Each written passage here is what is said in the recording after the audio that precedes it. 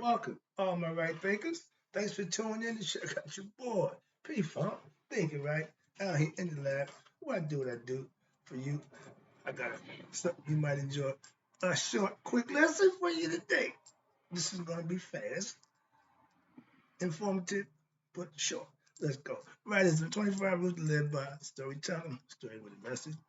Message is story for life. I give life lessons. You tune in to receiving them.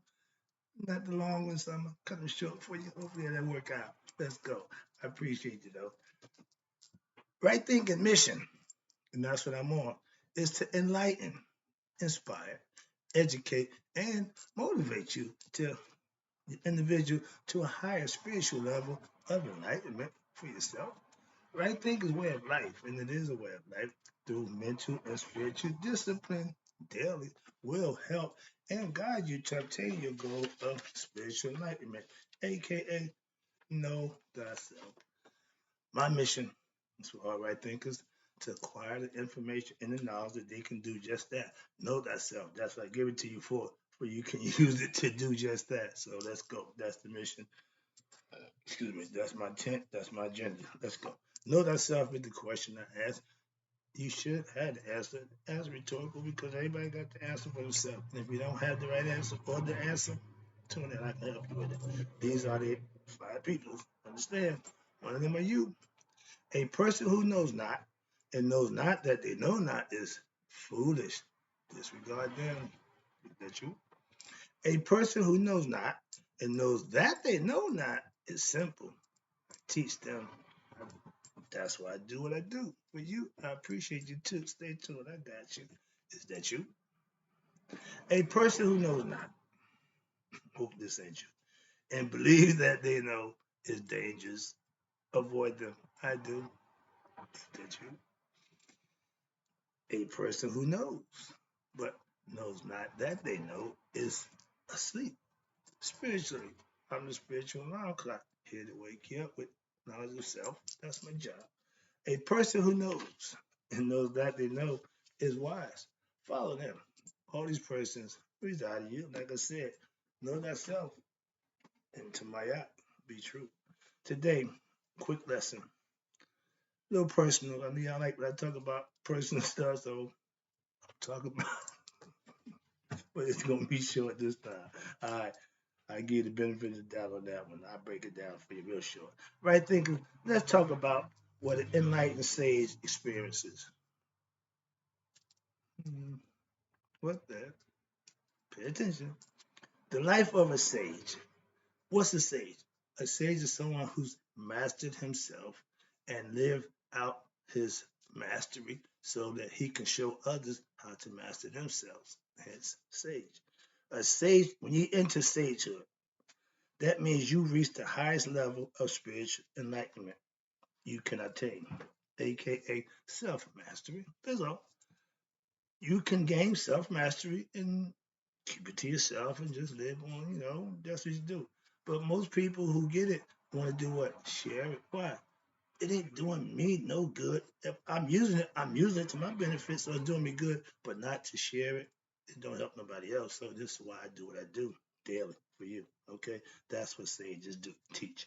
Now, when you achieve this level of sagehood, aka self-awareness, of what? Infinite peace, aka Hotep, infinite joy, bliss, infinite awareness, etc.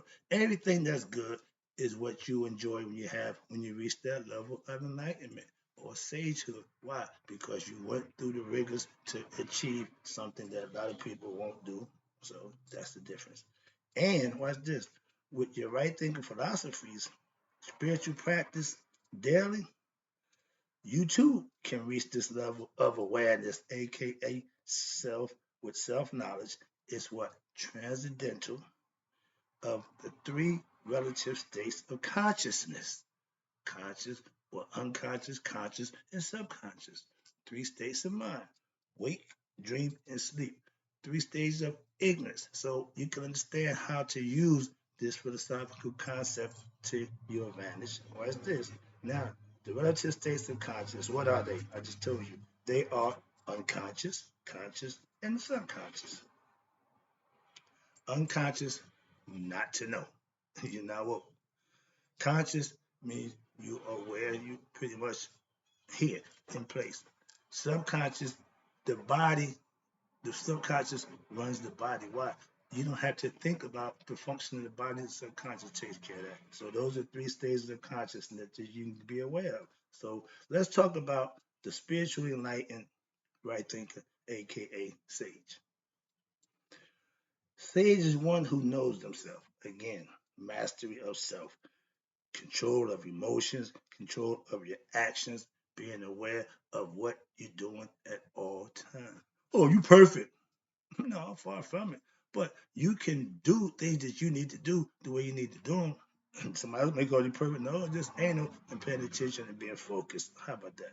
Now, enlightened right thinker, sage, experiences this transcendental levels as well as the other relative levels, having knowledge of his own consciousness. Also, however, the right thinking sage is what? Never caught up in, watch this, the delusions caused by what? Spiritual ignorance. The opposite of spiritual ignorance is spiritual enlightenment. If you're not spiritually enlightened, you're spiritually ignorant. They say sensitive. I say ignorant. That means you don't know. If you're not spiritually inclined, then you're ignorant to your higher self, aka God. That don't make you an atheist. Not knowing God don't mean you're atheist. You can claim belief in God and don't know who or where He is, but you just claim and believe. That's just being ignorant. Okay? But because the sage, watch this, has discovered and is constantly, listen, aware of his or her, again, male or female, his or her true spiritual identity, aka God or your higher self. My pastor, I tell people I'm spiritual. I don't do religion, but I fellowship with Christians, and my pastor is the pastor, best friend. He is enlightened spiritually from the Bible. That's what his use. That was his tool to be enlightened, and he is enlightened. I respect that, and the fact that he know God. He don't profess believing in God. He profess knowing God, and he put God in you. I'm on board with that concept. Okay, so yeah, we can work from there. But he don't just believe in God. He knows God. He served God. He's the God fearing man. So everything's him with God. When I was told, well, everybody want to talk about God all the time. My pastor said, Brother Wright, whenever you want to talk about God, call me. I got a prayer man on speed dial. Whenever I'm in need of prayer, Pastor, let's go. That's what a God fearing man does. That's what he do. 3 o'clock in the morning, he gonna go to prayer. 5 o'clock in the morning, he go to prayer. So that's what, if you in that field, that's what you should be doing. That's why I respect somebody who do what they do. I ain't got a problem. I don't have to agree and subscribe to none of that, but I respect the fact that that's what they do, and he's good at it. Simple. Okay, watch this.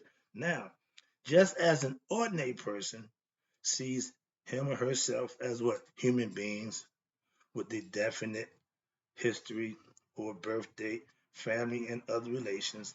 A sage, watch this, on the other hand, the sage sees him or her is as what? Spiritual beings having human experience, that the entire universe, they are spiritual beings, and that the entire universe is their family. That means we're connected to the universe conceptually.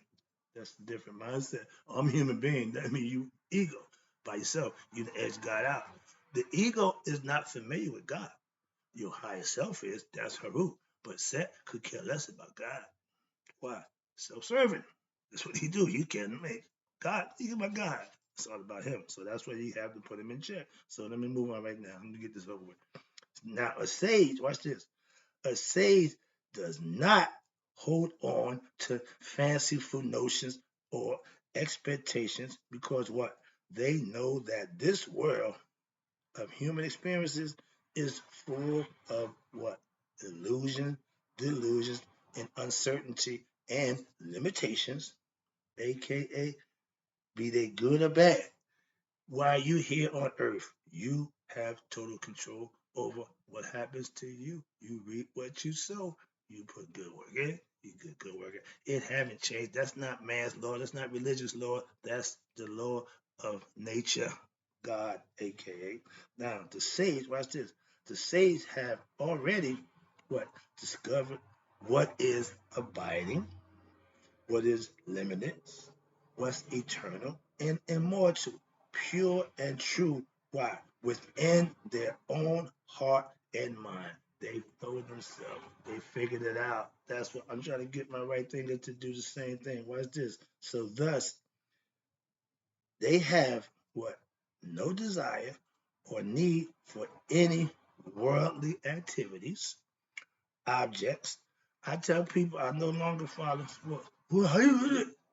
I have no desire for that. I got something else I'd rather do than that.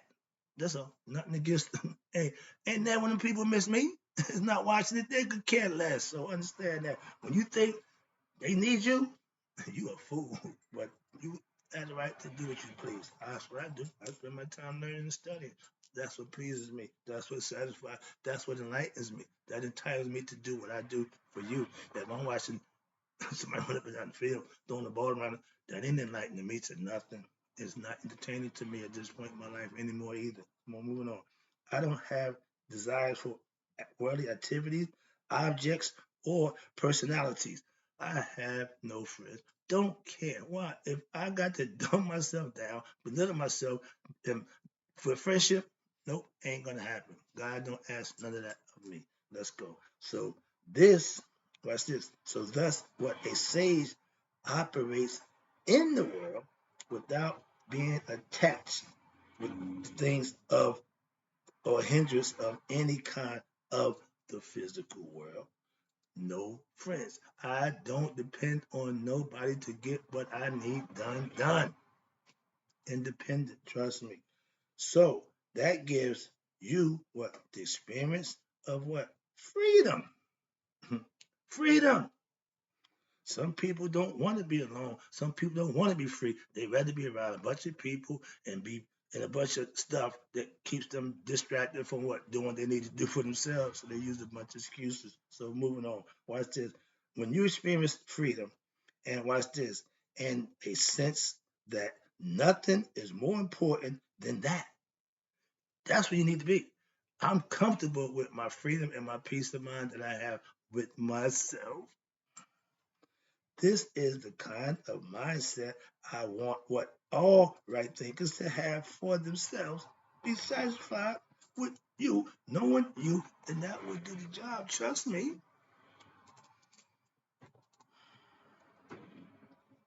Where am I down here? I lost my space. We got that already. Okay. This is the kind of on my mind. Okay, here you go. So, what I want all my right thinkers to what the end goal is to know thyself. So that's what I want for you. Now, when a sage is watch this is struggling to what maintain his ideals or his or her is considered to be what struggling. When you can't live up to what you're supposed to be doing, you're struggling. You got to work on that. Everybody don't get it the first. If you fall down, get up. Oh, I can't do it. It's too hard. Those people never make it in life. So trust me, it's okay when you fail. Just be mindful to what the struggle means you're fighting. Giving up means the struggle's over. You struggle why? Because you're fighting. But when you get past that stage and you reach the level of spiritual practice and you master that level of spiritual practice, aka right thinking philosophy, you reach the level where what the form of your consciousness is at this point of conscious of spiritual enlightenment. Watch this. You reach the level where consciousness is what spontaneous. Somebody asks you a question, you know without thinking about it and without effort that you are said to be what an enlightened sage when you can answer questions about what you're supposed to know with no problem You're an enlightened sage. You're a right thinker, master of self. That's the goal. That's the point. Wrapping it up. The sage is always what? In control of their what? Ego personality. And uses it what? To serve himself and humanity. How? In various ways. I just told you the other day I was up late, had to get up 3 hours sleep. Ego, your turn. Why? I didn't take a Red Bull. I didn't get no with wings, the energy drink. Nope, I use my ego. That's how I let it serve me. It got me up to do what I usually do to take care of you. Thank you. I appreciate that, ego. I use you. I need you there when I need you. Other than that, just be there. And that's what it will do. It'll just wait like a good dog. Until you call it, it's going to react. Your ego should be under your control, should not be controlling you. Now, that's the end of this lesson. Remember, the first lesson of knowing thyself is conquering the ego self. It don't need to be in control. You do. Haru. I'm out. Hope you enjoyed the lesson.